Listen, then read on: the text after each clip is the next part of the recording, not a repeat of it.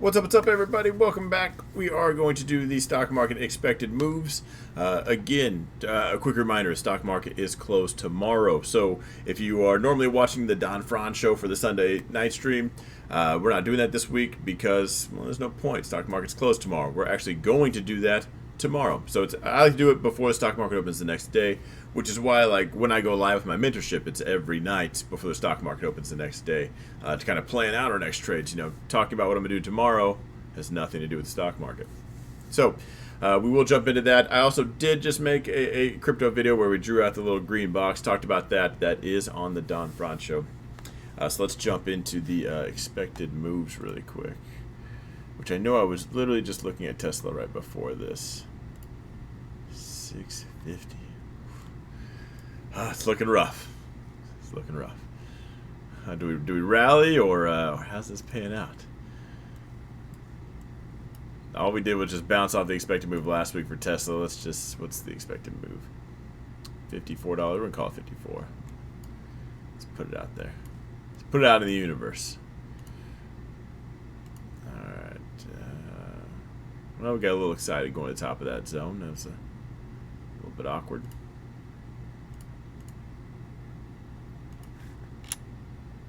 Alright, 24th. Short week. What are we doing? Oh, don't. Come on. So we're avoiding that alert regardless. We're going to fudge that by a couple pennies. Save that. Interesting. It doesn't correlate to a lower low, lower high, but it's kind of hard not to get that visual. We are clearly trending down. Things don't look too good. We went live for the FOMC announcement. We bought some calls. We made some money, and then I even said, like, good thing we locked some of them in. Because I even said, hey, if you're swinging that, prepare for the gap down. Literally just did that the next day. I was like, come on, we couldn't get one rally into this. We haven't seen complete capitulation, so maybe we kick that off this week or maybe next week. I wouldn't have a lot of faith in that happening with retail. There's been some studies done, though, that just it looks like there's still buyers showing up, so we haven't seen full melt mode yet. And again, just to keep you guys updated, that's where I'm looking for the bottom. I want to see the physical action. I have my certain levels that I'm going to buy at, but I want to see that physical. Everybody freaks, says F it, gets out. Everyone clicks the sell button. We all make money on puts, but then that's also... Well, I'm going to start grabbing some things. I do have some cash with my profits now. Instead of just putting it into the investment account, I'm actually just setting it aside because that's what feeds my investment account is trading. So I am getting ready for that. I mentioned this the other day, whether I am just packing out for a tornado that never hits, at least I'll be ready. We can, when the storm's over, we'll put our money in something then, but in the meantime, I want to really average down some things. So I'll do that. Weighted a little bit, when we get to the bottom.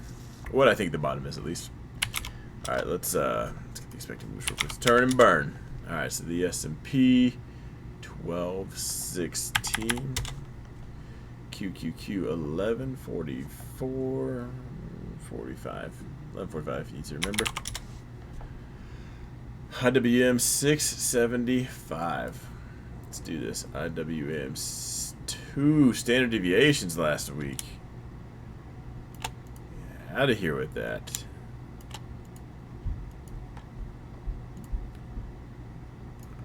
Shoot. That. Okay. Cool. So we'll bring it back to where we were supposed to be, where we were supposed to end last week.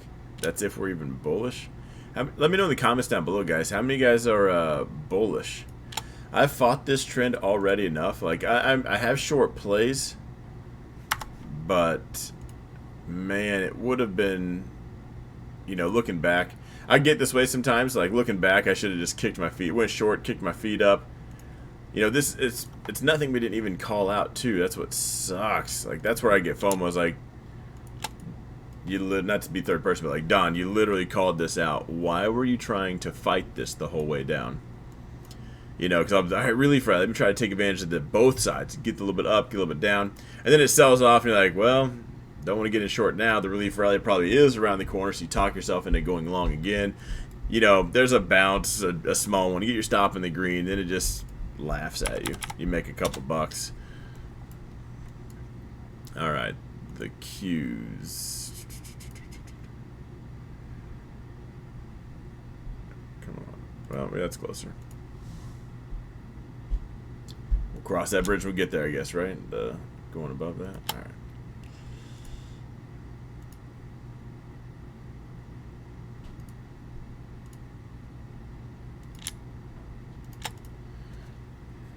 That's alarming.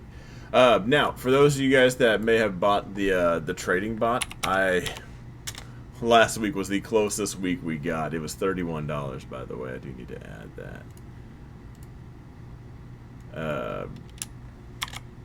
That landed on the right on the dance floor. I had sold the bot had sold the 366 puts, bought the 364. So we closed right here at 365.86. Now I sold the call, so it would have either way we weren't going to lose money. But I still had the position to actually close 15 minutes after, and we pushed up. So I got away just. Someone said the skin on your teeth. There's a saying like that. Barely made that to 100% profit on that one. Did we chart that out? This is 12. We did not 12.16. But I did turn the bot off for the next couple weeks. The bot. Someone said in the comments not too long ago. They said, "Oh, that's just a bot off volatility," and no, it's not a bot off volatility. That's you're not looking at it. You're not listening. Or paying attention. It's a bot off efficiency, because as long as we are efficient, it's just money in the background. It ties up $200 per condor, but it's just free money every week until you get the red ones. But what the market is showing off now, not really efficient. We're showing off that we're coming undone. We're unraveling at the seams, and that's why I think we'll see a couple. Solid red weeks of capitulation, and that's where things get spicy. So that being said, the one way this bot loses, right, gets wrecked, is if we start having week after week of just breaking that expected move. That the losses are bigger than the winners, but the way it's designed is you'll have way more winners than losers to counteract that. That being said, I do have control of when I turn it on and off. Maybe I'm wrong, but I'd rather sit these next couple weeks out, or manually take it depending on how I feel the day. What zone is this? Oh, it's the 350 zone.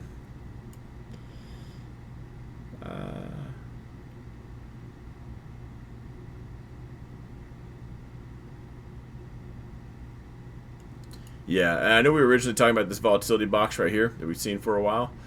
I've gone back and forth on do we hit the top or the bottom of it. And remember this back here. This is the Rona highs. By the way, guys, I do not care about where it was pre-pandemic. People keep saying that, and like that's your excuse to do something. That's a silly excuse. Don't the past kind of gives you some clues, but maybe we don't use that as an excuse. Worry about the here and the now, because it was priced in because everybody was buying and selling it on whatever factors they had at that point in time.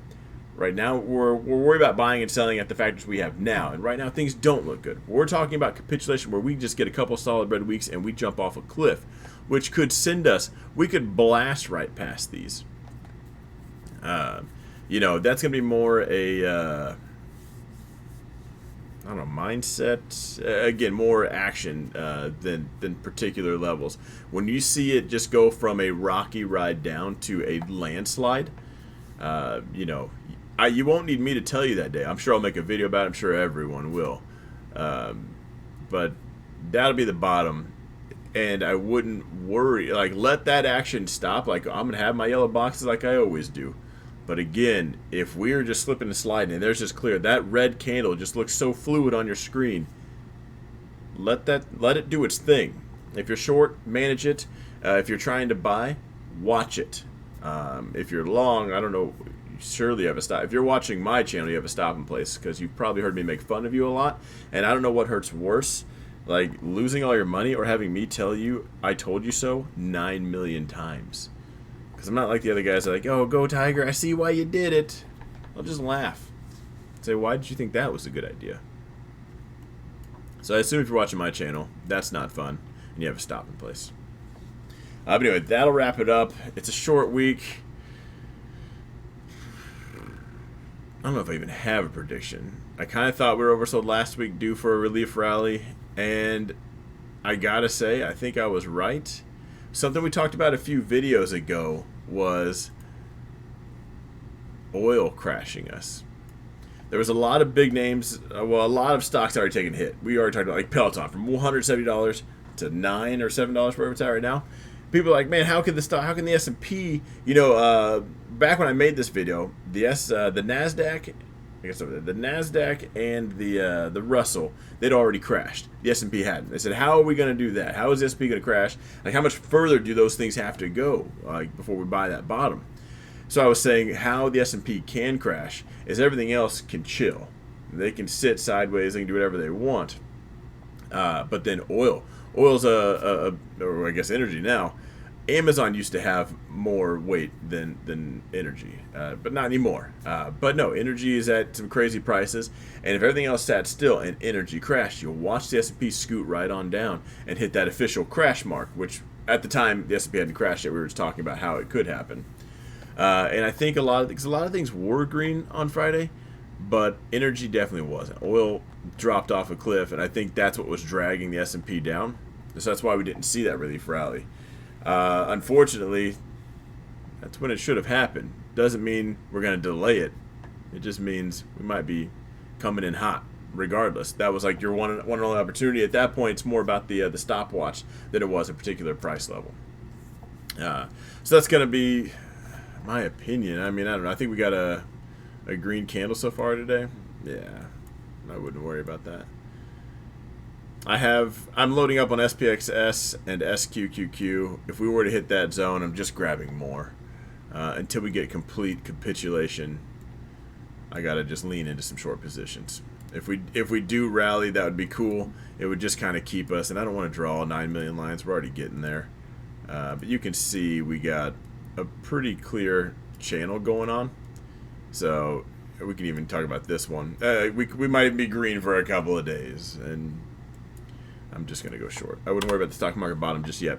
Anyway, I'll wrap it up here. Short and sweet is what it's supposed to be. So let me know in the comments down below. Did you watch my other crypto video? Are you into that? And I've asked where do you guys think the bottom is. Let me ask you this question. This is your takeaway where I want to answer the comments down below. Do you think we see the landslide event, the capitulation, excuse me, or do we just grind this way down? Let's just say, we're hitting SPY to the 300 mark. How do we get there? Do we rip the Band-Aid off, landslide event, or do we continue this channel down, eventually just get there and mosey around for a little bit? What characteristics do you think we're going to see in the next few weeks? Just rip and go, or just a slow beat to death? Anyway, let me know. Hit the subscribe button, all that, all the cool stuff. We're finally above 1,000 subscribers. Congrats again to Amir for winning that. I asked the contest when I hit 1,000 subscribers was, what's Tesla's closing price going to be tomorrow? He was 38 cents off. So maybe he can make a video for us. He said it was luck, but I'm thinking he's just being bashful. I think the guy might be onto something. So we're going to harass him in the mentorship group. If you are curious about that, that is the teachable link down below. That is my course. It's every course I'll ever come out with. But it's also where I go live and have my own private chat. So if you do want to, I don't know if you want to now, something I don't mention a lot, if you want to pay me in crypto, you can. But you do have to there's no like website option for that. You have to just send me a direct message on Discord. But I'll wrap it up here, and I'll see you guys in the next video tomorrow for the live stream to talk about Tuesday.